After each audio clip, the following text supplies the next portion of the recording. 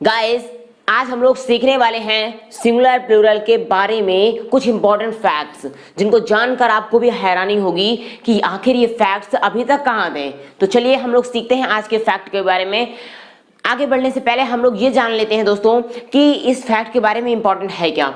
तो दोस्तों कि कुछ सिंगुलर नाउन्स ऐसे होते हैं जिनके लास्ट में अगर हम एस या ईएस जोड़ दें, क्या एस या ईएस को जोड़ दें तो वो प्लूरल तो बन जाएगा, लेकिन क्या होता है उनके अर्थ बदल जाते हैं। जी हाँ, कुछ सिंगुलर नाउन्स ऐसे होते हैं दोस्तों कि अगर हम उनको प्लूरल बनाने के लिए उनमें एस या ईएस का इस्तेमाल कर दें तो उनके प्लूरल तो बनेंगे बट उनका मतलब बदल जाएगा। सिंगुलर में मतलब कुछ अलग होगा और प्लूरल में उनका अर्थ बदल जाएगा। तो कैसे समझते हैं, चलिए देखते हैं। दोस्तों आपको आगे बढ़ने से पहले बता दूं, अगर आपको मेरे वीडियो लेक्चर्स नहीं मिल पा रहे हैं तो आपको परेशान होने की जरूरत नहीं है। आप सिर्फ यूट्यूब पर गोपी किशन सर का हैशटैग लगा करके भी सर्च करेंगे तो आपको मेरे वीडियो लेक्चर्स पूरे आ जाएंगे, आप उनको देख सकते हैं। और चैनल का नाम है स्टडी विद गोपी गोपाल, लोगो इस प्रकार का है। आप study with Gopi Gopal channel पर जाकर के उसको सब्सक्राइब कर लीजिए, उस पे रेगुलर अपडेट्स आपको मिलती रहेंगी। तो दोस्तों चलिए हम लोग बढ़ते हैं अपने सेशन की ओर। सिंगुलर नाउन आपके कुछ इस प्रकार से हैं और उनका जब अर्थ बदल जाता है तो जो प्लूरल बन जाते हैं वो इस प्रकार से हैं। चलिए स्टार्ट करते हैं। एडवाइस का मतलब होता है दोस्तों राय या सलाह। जब हम किसी को कोई सलाह देते हैं, ठीक है, तो सलाह देना की स्पेलिंग अलग होती है, वो एडवाइस होती है। क्या होती है? एडवाइस। मैं आपको समझाता जा रहा हूं, वो होती है ADVISE। याद रखिए, समझिए दोस्तों, ये वर्ब होती है। ADVISE है तो वो होती है एडवाइज। एडवाइज मतलब सलाह देना। क्या होता है इसका मतलब? इस एडवाइस का मतलब होता है दोस्तों सलाह देना, और यहाँ पे है एडवाइस, तो एडवाइस मतलब सलाह या फिर राय। समझ गए? ये नाउन है और ये वर्ब है। एडवाइस मतलब सलाह, और इसका जब हम प्लूरल बना देते हैं यानी कि इसमें एस लगा देते हैं, ADVICE है और इसमें जब CE के बाद एस लगा देते हैं, एडवाइसेज, तो एडवाइसेज का मतलब होता है दोस्तों सूचनाएं। यानी कि बहुत सारे मैसेज, कोई हम बात कई लोगों को पहुंचाना चाहते हैं तो वो एडवाइसेज कहलाती हैं, राइट। एडवाइस मतलब सलाह और एडवाइसेज मतलब सूचनाएं। अगला वर्ड दोस्तों गुड मतलब अच्छा यानी कि भलाई। गुड मतलब अच्छा या भलाई, और अगर गुड में हम एस लगा देते हैं तो बन जाता है गुड्स मतलब सामान। आप देखो ज्यादातर आपको इसका एग्जाम्पल मिलेगा ट्रकों में।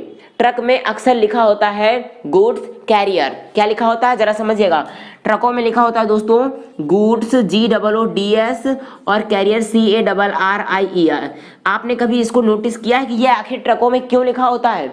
या फिर कुछ ट्रेन होती हैं उनमें भी ऐसा कुछ लिखा होता है, तो उनको ऐसा क्यों लिखा होता है हम लोगों ने कभी सीखने की कोशिश ही नहीं की, तो जानेंगे कैसे। दोस्तों ऐसा इसलिए लिखा होता है कि गुड्स मतलब होता है सामान और कैरियर मतलब लाने और ले जाने वाला, यानी कि सामान को लाने और ले जाने वाले को गुड्स कैरियर बोलेंगे। और यही तो है यहाँ पे गुड्स कैरियर, यानी सामान को लाने और ले जाने का काम करने वाला जो कि ट्रक होता है, राइट। तो आप समझ गए, गुड अच्छा या भला और गुड्स मतलब सामान। अगला वर्ड है फोर्स मतलब होता है बल, ताकत लगाना, बल, ठीक है। ये एक वैज्ञानिक तथ्य भी है, विज्ञान के बच्चे जानते होंगे कि फोर्स क्या होता है, व्हाट इज अ फोर्स, ठीक है। तो फोर्स मतलब बल होता है, और अगर फोर्स में एस लगा देते हैं दोस्तों तो ये हो जाता है फोर्सेज, और फोर्सेज मतलब होता है सैनिक, सोल्जर्स की जो टीम हो जाती है उसको फिर हम बोल देते हैं फोर्सेज यानी सैनिक, राइट। अगला वर्ड है कॉपर मतलब होता है तांबा। ये एक मेटल होता है यानी कि धातु, ठीक है। तो कॉपर मतलब तांबा, और कॉपर्स एस लगा दिया, कॉपर्स मतलब होता है तांबे के सिक्के, coins made of copper, right. ये ऐसे सिक्के होते हैं जो तांबे के या कॉपर के बने होते हैं, तो वो कॉपर्स कहलाते हैं। कॉपर मतलब तांबा, ये मेटल हो जाएगा, और उन मेटल से जब हम कोई सिक्का बना देंगे, कोई कॉइन बना देंगे, वो कॉपर्स कहलाते हैं। अगला वर्ड है आयरन मतलब होता है लोहा। आयरन मीन्स लोहा, और आयरन्स मतलब होता है हथकड़ी। आयरन्स मीन्स क्या होता है? हथकड़ी। अब आपको बताना है दोस्तों हथकड़ी की और कौन सी मीनिंग होती है, जल्दी से बताइए। क्या आपको पता है हथकड़ी को और किस नाम से जाना जाता है? तो हथकड़ी का दूसरा नाम होता है, दूसरी मीनिंग होती है हैंड कफ। क्या होती है? हैंड कफ। हैंडकफ मतलब होता है हथकड़ी, जो पुलिस जो अपराधी होता है अपराधी को पहना के ले जाती है ना, वो हैंडकफ होता है यानी कि हथकड़ी। तो यहाँ पे आयरन मतलब लोहा और आयरन से मतलब हथकड़ी। अगला वर्ड है सैंड। सैंड मतलब होता है बालू या फिर रेत। बालू या रेत तो समझते हैं ना, तो वो होती है सैंड। और इसका जब प्लूरल बनाते हैं तो ये बन जाता है सैंड्स, और सैंड्स मतलब होता है रेगिस्तान। रेगिस्तान क्या होता है, क्या आप जानना चाहते हैं? तो रेगिस्तान उस एरिया को कहते हैं दोस्तों, उस जगह को जहां पे चारों तरफ बालू ही बालू होती है। किसको बोलेंगे? कि वह स्थान जहां चारों तरफ बालू ही बालू हो, ठीक है, उसको हम बोलते हैं सैंड्स। क्या बोलेंगे? सैंड्स या फिर रेगिस्तान। रेगिस्तान का दूसरा नाम होता है दोस्तों डेजर्ट। क्या होता है? DESERT। डेजर्ट मतलब भी होता है रेगिस्तान, जिसको आप सैंड्स भी बोल सकते हैं, ठीक है। और इसका अपोजिट क्या होता है? वोकैबुलरी आप सीख रहे हैं ना, तो ठीक से सीखिए। सैंड मतलब हो गया, सैंड्स मतलब हो गया रेगिस्तान, और डेजर्ट मतलब होता है रेगिस्तान। इसका अपोजिट क्या होता है? तो इसका अपोजिट होता है दोस्तों, यहाँ पे समझ लीजिए, इसका अपोजिट वर्ड होता है ओएसिस। OASIS। ये ओएसिस क्या होता है? ओएसिस भी जान लीजिए। ओएसिस का मतलब होता है नखलिस्तान। क्या होता है दोस्तों? नखलिस्तान। अब ये नखलिस्तान एक नया वर्ड आ गया, समझते जाओ, इंपॉर्टेंट है। नखलिस्तान का मतलब होता है कि रेगिस्तान में, रेगिस्तान हो गया जहां पे चारों तरफ बालू ही बालू है, रेगिस्तान में जहां कहीं पानी मिल जाता है और वहां पे छोटे मोटे कुछ पेड़ पौधे भी दिखाई देते हैं, तो उस एरिया को जहां पे ये पौधे मिल जाते हैं उसी को बोलते हैं हम लोग नखलिस्तान, ठीक है, ओएसिस, राइट। अब देखिए, तो थोड़ा सा आगे बढ़ गए, सैंड, सैंड्स। अगला वर्ड है एब्यूज। एब्यूज मतलब होता है दोस्तों गाली, या फिर एक एब्यूज का दूसरा वर्ड होता है दुरुपयोग, यानी मिसयूज करना, ठीक है। जैसे आपने पढ़ा होगा, ऐसे जब आप लिखते हो, कोई निबंध लिखते हो, तो वहां पे आता है science and the abuses of science, यानी कि विज्ञान और विज्ञान के दुरुपयोग क्या होते हैं वो आपको लिखना होता है। तो एब्यूज मतलब गाली या दुरुपयोग, और इसका जब एब्यूजेज कर देते हैं तो एब्यूजेज का वर्ड चेंज हो जाता है, और एब्यूजेज मतलब हो जाता है कुरीतियां। कुरीतियां या बुराइयां। ये कुरीतियां क्या होती हैं? ऐसी रीतियां, ऐसी परंपराएं, रीति मतलब परंपरा, ट्रेडिशन, ऐसे परंपराएं जो अच्छी ना हो, इंसानों के लिए, इंसानी सभ्यता के लिए खराब हो। जैसे कि आप देख सकते हैं, सती प्रथा होती थी एक टाइम पे। सती प्रथा ये एक ऐसी प्रथा होती थी जिसमें अगर किसी महिला के पति की मौत हो जाती थी तो उस पति की जो चिता होती थी उसके साथ ही उस महिला को भी जिंदा जला दिया जाता था, उसी चिता में बिठाल करके। तो ये कुरीति ही तो थी, यानी कि एक सभ्यता के लिए बहुत ही बड़ी गाली थी, बहुत खराब थी ये, ठीक है। तो ये कुरीति होती है।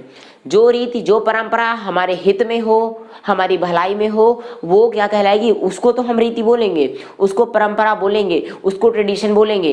लेकिन दोस्तों, अगर जिस रीति से हमारा नुकसान हो, हमारे समाज का नुकसान हो, हमारे आने वाली पीढ़ी का नुकसान हो, वो रीति रीति कैसे होगी? वो तो कुरीति कहलाएगी ना। इसलिए तो एब्यूजेज यानी कुरीतियां, बुराइयां, एविल्स, राइट। अगला वर्ड है फुट। फुट मतलब होता है पैर, ठीक है। एक तो पैर हो गया फुट, और एक होता है मापने की इकाई। जरा ये मापने की इकाई क्या होती है आप देख सकते हैं ना, आपने पढ़ा होगा दोस्तों कि 1 फुट, इधर मैं लिख देता हूं 1 फुट, आपने पढ़ा होगा 1 फुट। 1 फुट इक्वल टू कितना होता है? 12 इंचेज। जिनको नहीं पता ये आप मैथ्स में वाले बच्चे सीख लीजिए। 1 फुट इक्वल टू कितना होता है? अप्रोक्सीमेशन ये वैल्यू है 12 इंचेज। तो आपने एक क्या होता है, आपने बड़ी स्केल देखी है ना, जो 30 सेंटीमीटर की आती है, इतनी बड़ी स्केल, ठीक है। उस स्केल यानी वो स्केल जितनी बड़ी होती है वो समझ लीजिए वो पूरी 1 फुट की होती है, समझ गए। वो उतना मेजरमेंट 30 सेंटीमीटर के अप्रोक्सीमेशन में आप मान सकते हैं। तो वो हो गई 1 फुट, ठीक है। 1 फुट वो मापने की इकाई हो गई, और फुट का प्लूरल क्या हो जाएगा? फीट, यानी ये प्लूरल में यूज होगा। तो यहाँ पे ये थोड़ा सा एग्जेप्शन, इसमें हमने क्या किया दोस्तों, इसको अपवाद इसलिए मान रहे हैं क्योंकि इसमें SAS नहीं लगाया है, इसको इंपॉर्टेंट था इसलिए मैंने बताने के लिए इसको यहाँ पर नोट कर दिया है, राइट। तो ये समझना, फुट, फीट, पैर भी हो गए। आप इसका प्लूरल बनाओगे तो बहुत सारे पैर, यानी 1 से अधिक 2, 4, 6, 8, 10 जितने भी पैर होंगे वो फीट कहलाएंगे। और मापने की इकाइयां अगर 1 से ज्यादा, 1 फुट से ज्यादा, हमें बोलना है 5, तो 5 के बाद फुट नहीं बोलोगे, 5 के बाद बोलना पड़ेगा फीट, 5 फीट। और फुट्स भी मत बोलना, वो भी गलत हो जाएगा। 5 फीट, 9 फीट, 100 फीट, राइट। अगला वर्ड, अगले वर्ड है दोस्तों हमारा वुड। वुड, वुड मतलब होता है लकड़ी। वुड मतलब लकड़ी, और इसमें इस लगा देते हैं तो ये हो जाता है वुड्स। और वुड्स का मतलब होता है दोस्तों जंगल। क्या होता है? वुड्स मतलब होता है जंगल। अब आपको जंगल की और भी मीनिंग तो पता ही होंगी, क्या होती है जंगल की और मीनिंग? वुड की और मीनिंग होती है दोस्तों फॉरेस्ट, FOREST, फॉरेस्ट। फॉरेस्ट मतलब होता है जंगल, ठीक है। और कुछ लोग जंगल भी बोल देते हैं, JUNGLE, तो जंगल, फॉरेस्ट, या फिर आपको एक नई मीनिंग मिल गई वुड्स, ठीक है। तो इन सब का मतलब हो गया जंगल, वुड मतलब लकड़ी और वुड्स मतलब जंगल। अगला वर्ड है आर्म। आर्म का मतलब होता है बाह, यानी ये भुजाएं, ठीक है। और आर्म्स मतलब हथियार, ठीक है। हथियार यानी कि बंदूकें, तोप, ये जो बहुत सारे हथियार होते हैं वो सभी आपके क्या कहलाएंगे, आर्म्स। वर्क मतलब होता है दोस्तों कार्य, वर्क मतलब कार्य, और इसमें प्लूरल बना देंगे, एस लगा देंगे तो हो जाएगा वर्क्स। और वर्क्स का मतलब होता है रचनाएं। जैसे कि आप बोल सकते हैं तुलसीदास जी की रचनाएं, इंग्लिश में क्या बोलोगे, वर्क्स ऑफ तुलसीदास। कबीरदास जी की रचनाएं, वर्क्स ऑफ कबीरदास, राइट। समझ में आ रही बात। तो वर्क मतलब केवल कार्य और वर्क्स मतलब रचनाएं, यानी किसने क्या क्या लिखा है, राइट।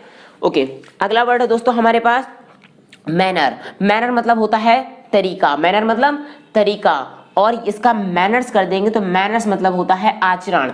आचरण यानी कि कंडक्ट, क्या होता है, कंडक्ट। तो कंडक्ट मतलब होता है आचरण, यानी कोई किस तरीके से व्यवहार कर रहा है वो उसका आचरण कहलाता है। अगर उसका आचरण अच्छा है अर्थात उसका व्यवहार अच्छा है, वो दूसरों से नम्रता से, विनम्रता से, सभ्यता से बात कर रहा है, ठीक है। और अगर उसका आचरण गंदा है, इसका मतलब जाहिर सी बात है कि वो क्या होगा, मिस मैनर्ड होगा, यानी उसके पास तौर तरीके नहीं होंगे, वो किसी से भी बात करने के लिए गलत शब्दों का या गंदे शब्दों का इस्तेमाल कर सकता है, एब्यूजेंस करके बात कर सकता है, गाली गलौज करके, राइट। तो वो होता है आचरण। तो आचरण अच्छा भी हो सकता है और खराब भी, ठीक है। तो मैनर, मैनर्स। अगला वर्ड दोस्तों अल्फाबेट यानी कि वर्णमाला।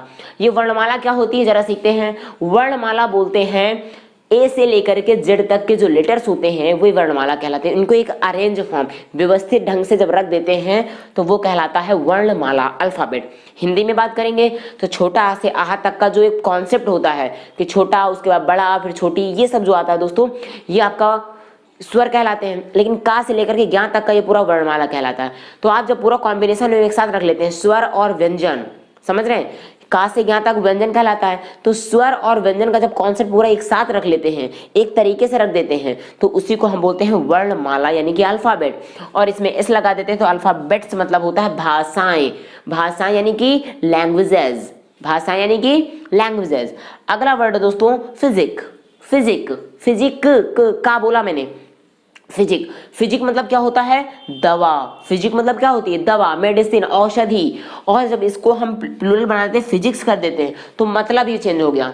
मतलब कैसे चेंज हो गया, फिजिक्स बन गया फिजिक्स। और फिजिक्स का मतलब होता है भौतिक विज्ञान। ये एक सब्जेक्ट होती है ना आपकी, भौतिक विज्ञान में आप क्या पढ़ते हैं, पता है तो कमेंट बॉक्स में लिखिए, और अगर नहीं पता तो चलिए मैं आपको बताता ही हूँ।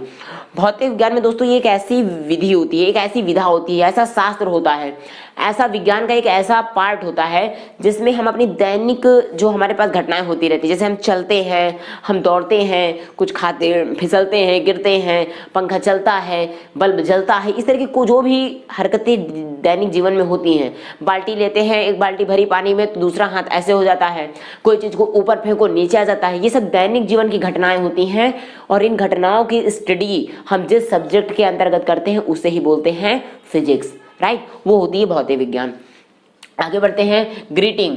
ग्रीटिंग मतलब होता है दोस्तों अभिनंदन करना। अभिनंदन मतलब हाथ जोड़ करके नमस्कार करना, नमस्ते करना, जय हिंद करना, ठीक है। तो जिस हिसाब से जिस भाषा में है या जिस धर्म के हैं उस धर्म के अनुसार आप दूसरों का स्वागत करेंगे, वो होता है ग्रीटिंग, वेलकम, राइट। ग्रीट से बना है ग्रीट, GREET। ग्रीट मतलब होता है स्वागत करना और ग्रीटिंग मतलब अभिनंदन करना। और ग्रीटिंग्स अगर बोल दे दोस्तों तो ग्रीटिंग्स का मतलब होता है शुभ कामनाएं। जब हम दूसरों को कुछ अच्छी दुआएं देते हैं, कामनाएं करते हैं कि आप पुष्पित एवं पल्लवित हो, आप दिन दुनी रात चौगुनी प्रगति करें, आपके जीवन में हमेशा अच्छा हो, ईश्वर आपको सुख संपत्ति संपदा प्रदान करे, तो ये सब शुभ कामनाएं होती हैं। It means all these are greetings, right. ये सभी क्या होती हैं, ग्रीटिंग्स होती हैं, शुभकामनाएं। रिस्पेक्ट। रिस्पेक्ट मतलब होता है आदर, सम्मान, और इसका प्लूरल रिस्पेक्ट का मतलब सम्मान भी हो गया, ठीक है। ये सिंगुलर और प्लूरल में लगभग बदलेगा नहीं, इसका अर्थ थोड़ा सा माइन्यूट हो जाता है, एक आदर और एक सम्मान, ठीक है। आदर आप किसी के सामने शो करते हो और सम्मान को हम दिल में रखते हैं, कोई नहीं भी है तो भी हम उससे बारे में बात करते हैं। जैसे अगर एक आपके अध्यापक दोस्तों आपके सामने आ जाएं तो आप क्या करोगे, उनके सामने आप उनको सम्मान दोगे, वो रिस्पेक्ट होता है। लेकिन अगर अपने टीचर का आप सम्मान पीठ पीछे भी करते हो तो वो होता है रिस्पेक्ट, यानी कि सम्मान। आदर शो किया जाएगा और सम्मान को शो किया भी जा सकता है और वो मन में भी रख करके किया जाता है। सम्मान कैसे होता है, आपके सामने आपका कोई बड़ा व्यक्ति खड़ा है, कोई भी बड़ा आपसे है, बुजुर्ग है, वो खड़ा है और आप कहीं कुर्सी पे बैठे हैं और आप उनको देख करके आप खड़े हो जाते हैं, ये क्या है, ये सम्मान है, रिस्पेक्ट है, रिस्पेक्ट्स है। ठीक है, अगला वर्ड है एमेंड। एमेंड मतलब होता है सुधार करना, इसी से बनता है अमेंडमेंट यानी संशोधन करना। एमेंड मतलब सुधार करना, सुधार होता है, अमेंडमेंट मतलब होता है सुधार करना। तो एमेंड ये नाउन है, एमेंड मतलब सुधार और एमेंड्स मतलब होता है क्षतिपूर्ति करना। क्षतिपूर्ति मतलब होता है कि अगर कोई नुकसान हो गया हो तो उस नुकसान की भरपाई करने को हम क्षतिपूर्ति बोलते हैं। ठीक है, एमेंड मतलब सुधार करना, कोई चीज गलत है उसमें हम सुधार करेंगे, ठीक है, रिफॉर्म करेंगे। और उसका अगर कोई गलती हो गई हमसे और हम उस गलती की भरपाई करने वाले हैं, कोई नुकसान हुआ आपका, उस नुकसान का भरपाई करेंगे तो वो होती है क्षतिपूर्ति, जिसको बोलेंगे अमेंड्स। अमेंड्स। चेन, चेन मतलब होता है जंजीर। सोने की जो लोग छोटी सी चेन पहनते हैं वो चेन, जंजीर मतलब पतली सी छोटी सी जो पहनने वाली होती है वो चेन होती है।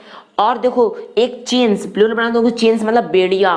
बेड़िया मतलब जब कोई जेल में होता है तो उसको पूरे शरीर में लोहा जंजीर बड़ी बड़ी, जैसे आपने भैंस को देखा है, गाय को, जानवरों को, तो जानवरों को जिन जंजीरों से बांधा जाता है वो बेड़िया होती हैं, उनको चेन्स बोलेंगे। चेन नहीं बोलेंगे उनको, चेन्स बोलेंगे। बेड़िया मजबूत होती हैं। रिगार्ड, रिगार्ड मतलब होता है आदर या सम्मान, ये भी रिगार्ड हो गया सम्मान। और रिगार्ड्स मतलब जो होता है शुभकामनाएं। रिगार्ड्स मतलब शुभकामनाएं। वेस्पर, जरा ये इंपॉर्टेंट है, इसको समझिएगा। वेस्पर मतलब होता है दोस्तों सायंकाल, यानी शाम का समय। जो शाम का समय होता है उसको वेस्पर बोलेंगे, VESPER, वेस्पर। और अगर इसको एस लगा दोगे, इसमें प्लूरल बना दोगे तो ये हो जाएगा वेस्पर्स। वेस्पर्स, और वेस्पर्स का मतलब होता है शाम की प्रार्थना। जो प्रार्थना आप शाम के समय करते हैं, ईश्वर को याद करते हैं, प्रार्थना करते हैं, वो कहलाएगी आपकी वेस्पर्स, यानी कि शाम की प्रार्थना। अगला लास्ट है वे। वे मतलब होता है दोस्तों रास्ता और वेज मतलब होता है तौर तरीके, मैनर्स। ठीक है, मैनर, मैनर या मैनर्स भी कर सकते हैं ना, तरीके हो गया।